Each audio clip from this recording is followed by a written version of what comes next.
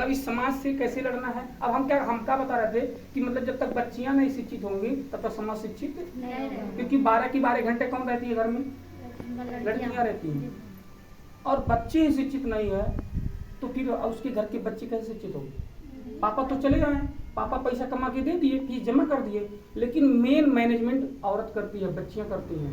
इसीलिए जब तक शिक्षा आप लोग के हाथ में नहीं आएगा, जब तक आप लोग टीचर बढ़िया। अच्छा बताओ, कभी कभी आप लोग देखे हो ना, सारी दुनिया में जितने एडवर्टाइज होते हैं, प्रचार प्रसार होते हैं, कौन करती हैं, लड़कियां। कौन करती हैं, लड़कियां। क्रीम का पाउडर, क्रीम पाउडर का, लाली का, आँख काजल का, मतलब सारी लड़की। और सब बिकता है कि नहीं बिकता है। और वही कोई काजल लेकर लड़का कहे लगाओ तो क्या होगा, कोई लेगा का, नहीं लेगा, है ना। सब पागल हो गया। हाँ कि ये तो ऐसा इसलिए क्योंकि बच्चियों के पास अट्रैक्शन होती है, उनके पास कला होता है बोलने का, और वो रियल में प्रकृति का सबसे सुंदर वस्तु लड़कियां ही है धरती पर, औरतें ही हैं, माँ ही है, बहन ही है। इस प्रकृति का सबसे सुंदर वस्तु अगर कुछ है तो क्या है, हमारी माताएं बहनें, हमारी बच्चियां हैं। और सबसे खराब भी है तो हाँ यही है, दोनों में। हाँ, जिसको खराब करना चाहती हैं वो खराब हैं, जो अच्छे के हाथ लगती हैं वो अच्छी होती हैं, जो बुरे के हाथ लगती हैं वो बुरे होती हैं। एक आदमी था, उसने एक केला लाया था। क्या लाया था, केला लाया था, केला लाया था।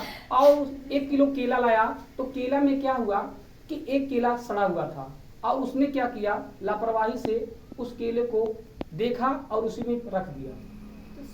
और जब रात भर देखा और बच्चे सो गए थे इसलिए केला कोई खाया ही नहीं, तो जब नहीं खाए तो सुबह हुआ तो बच्चे जगे और परिवार भी जगा। तो जो व्यक्ति केला को लेकर गया था और जब वो केला निकाल के लगा देने के लिए तो क्या पाया रिस्पॉन्सेस, एक केला खराब था और उसके साथ 3 से 4 केले क्या हो गए थे, खराब हो गए थे। और जो खराब था वो पूर्ण रूप से खराब हो गया था और बाकी जो था खराब होने वाले थे। कहने का तात्पर्य है कि संगत का असर पड़ता है। क्या कहना है, संगत का। तो कैसा संगत करना चाहिए, बुरा या अच्छा? अच्छा संगत करेंगे तो आप लोग की भविष्य बनेगा, और बुरा संगत करेंगे तो आप लोग का भविष्य नहीं बनेगा। तो आप खुद अपने भविष्य का मालिक हो, अपने भविष्य का हक बनाने वाले हो। आप खुद अपना एक कुम्हार हो, आप कैसा जाता और कैसा घड़ा बनाना चाहते हो और आप सोचो अपने भविष्य को किस दिशा में लेकर जाना चाहते हो, वो आप पर डिपेंड होती है। आप लोग इतने गंवार नहीं हैं कि जितना आप लोग को समझा जाता है, लेकिन यही बुद्धि अगर हम अपने भलाई के लिए लगाएं, अपने भाई के समझ, अपने भाई की मदद करने के लिए लगाएं, अपने भाभी को इम्प्रेस करने के लिए लगाएं, अपने भाई के घर का मैनेज करने का, अपने ससुराल को मैनेज करने का काम करें, तो हमारा कभी घर झगड़ा हो नहीं सकता है। क्या हो सकता है? और वो होता कहाँ से है, बच्चियों से ही होता है। और मैंने एक चीज और आप लोग को ट्रेनिंग में बोला था, क्या बोला था, संतोषम परम सुखम। क्या, संतोषम परम सुखम।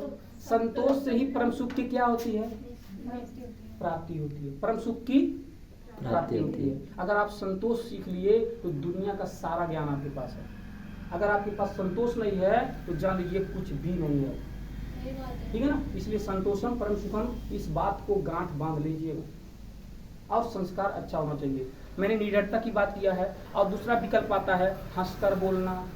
क्या करना है, हाँ आप लोगों को रीजन हो रहा है, बाकी 2 बच्चियों का ट्रेनिंग किसे चला रही कर रहा है, इसलिए शॉर्ट रियल बता रहे हैं।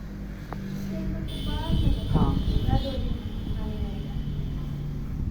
चलो शुरू कर दी है, कोई दिक्कत नहीं। तो हंसकर बोलना। अब हंस के बोलने का मतलब ऐसा थोड़ी करना है, मतलब हंसकर बोलने का मतलब ऐसा नहीं है कि बुरा किसी को लगे, ठीक है ना। ऐसा लगे किसी को बुरा भी ना लगे और किसी को बिल्कुल अच्छा भी ना लगे, है ना। मतलब मीडियम में होना चाहिए। मुस्कुरा के बोलने का मतलब है कि आप ऐसा हंसी कि आप, मुस्कुराने का मतलब ये होता है कि आप दिल से खुश हो, है ना। क्या है, दिल से खुश हो। और जब तो कोई हंसता है, दांत और पूरी बॉडी दिखता है, तो जानते हो वो जरूरत से ज्यादा खुश है और कुछ समय के लिए खुश है। और जो मुस्कुरा के बोलता है, मुस्कुराता रहता है, वो हमेशा जिंदगी भर खुश है। ध्यान रखना, खुशी 2 तरह की होती है। एक खुशी हो कि जो क्षणिक होती है, आया चला गया, वो हंसकर ठट्ठा करके हंस करके दिखाया जाता है। और एक हंसी होती है जो हमेशा जिंदगी भर आदमी खुश रहता है। क्या होता है? वो मुस्कुरा के बोलता है। मान लीजिए आपके घर में कोई रिश्तेदार आया, मामा आ गया, मौसा आ गए,